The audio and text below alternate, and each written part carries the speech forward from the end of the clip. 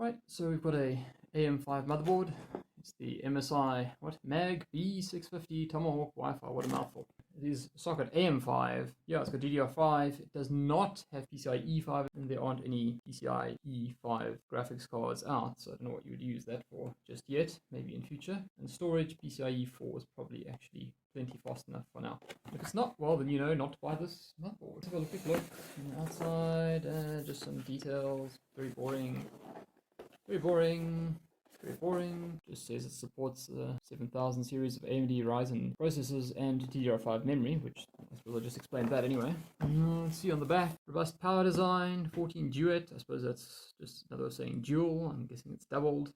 Maybe 7 doubles to get to 14. 2.5 gigabit LAN, this big thing. There's the PCIe 4, which is quite good. Okay, I've got some decent looking heatsinks on the box.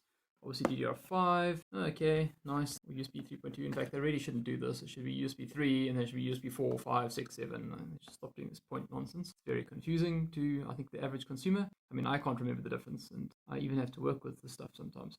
That's what Wi-Fi was quite 6E, so it's quite a up-to-date Wi-Fi standard or version. And Bluetooth 5.2, and apparently you can do memory boost stuff. 2 PCIe 4 slots. Let's just open it up and look, because I haven't looked at it yet. Apparently the audio on this one's quite good as well. Not that I really use the onboard audio. Okay, there's a box. Inside is an anti-static bag, which is good to have. Take that out. Second, what else we've got? Okay, M2 locking, I don't know what you want to call that, device, screw thing.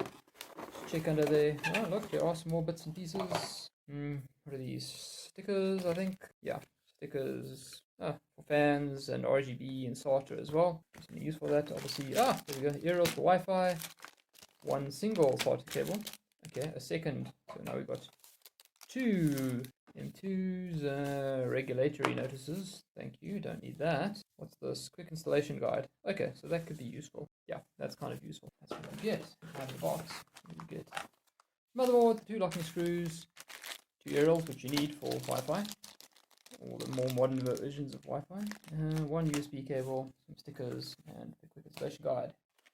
Let's see, is this thing sealed or taped or... there we go, it is taped. I think I'm just going to cut it because why not? Take a look. Here's the box. It's a bit of a stand to put the motherboard on, and don't worry too much about static. It's very humid here.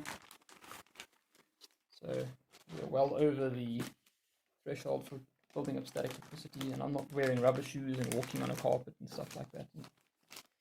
Okay, so we've got the rear panel for I/O. Way too many USB as far as I'm concerned. I mean, I don't know who would use so many USB slots, especially on the back of a machine, although if you can get to it easily, I suppose it's useful. And there's got the BIOS flashback, which is quite useful. A little button there to push. One of these, yeah, there we go, flash BIOS, that one there. So that's useful. The 2 for your Wi-Fi audio. I mean, that's quite a few. You've got mic, line out, line in, RS out, and CS out, plus SPDIF. And, ooh, look, Type-C on the back. I suppose if you've got a cable and you can route it around somewhere, you can grab it. That's quite useful. If you want to charge your phone, you've got a newer phone. We've got DisplayPort, and we've got HDMI. Okay, that's quite nice. And the LAN is 2.5 gig, so that's pretty cool. And obviously you can see these ports are slightly different. Some of them are going to be faster and some of them are going to be slower, I imagine, based on the colors. I'm not going to look up on the box which is which. Ooh, that's a nice heatsink there. That's pretty solid piece of metal. There's also a smaller one over here, also metal.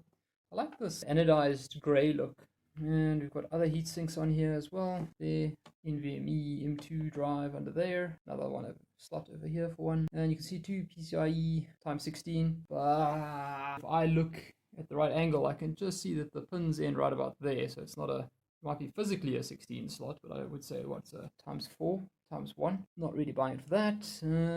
What have we got? Ooh, bunch of SATA ports. I think this might be for USB. It's the USB Type-C one. Okay, and the back of the board is pretty sparse. I mean, these are just for the heat sinks on the other side, which I've already showed you. The backplate for the CPU. These smaller ones over here. That's just because there's chipsets on the side there. Power and CPU, additional power. 4 DIMMs, CPU slot. Lots of fan headers. I mean, that's a sys fan 5 and fan 4. So if we look around, we'll probably find more of them. And there's a sysfan 3. Looking over here, sysfan 2, which means 1 is probably around here. There's pump fan. So sysfan 1, 2. Okay, they get labeled around this way, like 1, 2, plus a pump fan and a CPU fan. So there's no shortage of fan headers on this board. And there's a fan number 6 hidden over there. I saw something about RGB like headers on here, but I don't really like RGB or want RGB, so I don't really care about that. Yeah, there's the RGB over there. 4 pins. We've got a few other things there as well. JAUD audio, perhaps. Have to look at the manual to find these things out, which is not in the box. Apparently it's online. That's about it, really. One thing, looking at the board, I'd say the quality is pretty good. Even just things like the screen printing are nicely done. It's the way things are fast and everything's symmetrical. I don't see anything skew or out of alignment. If you look on here as an example, it even shows you which ones to put in first. And use this bottom slot and then skip that one and put that one in. Pretty user friendly when you put the labeling on the board for what to do instead of having to look it up. Underneath is the sensitive bit. Looks perfect. Nobody else has been here and returned this board, so don't just stick your finger in there, I suppose. There we go. That's what you get. You get the motherboard, some accessories, not much, but are actually what you need, so it's fine. And you get the box that it all comes in. Maybe check the size and the dimensions in case you want to ship the thing or know if it's going to fit in your case. Let's see, this side about 245 and this side, about 300 mils, I'd say. Maybe slightly over, more like 305 by the looks of it. Longer ruler. Yeah, that's closer to 305 than to 300. It's a little hard because of the corners are rounded off there, but you can see what I mean. Yeah, let me do it the other way around. 305. Weight of the board, I suppose. I mean, it's going to be quite heavy because these heat sinks are quite substantial. Need a bigger scale. Okay, wow. 1.3 kgs, that's pretty impressive for a motherboard. Yeah, if you're looking to ship this, 1.756 kgs, that's the box and the packaging and the board and all the accessories. Again, just for shipping purposes, that's 34.5 centimeters. Looking at the end there, 27.5, and height, or thickness of the box, I don't know what you want to call it, 7 centimeters. So just under 3 inches. Don't ask me to do the rest. Switch to metric, please, or do your own maths, one of the two. Hope that helps. Cheers.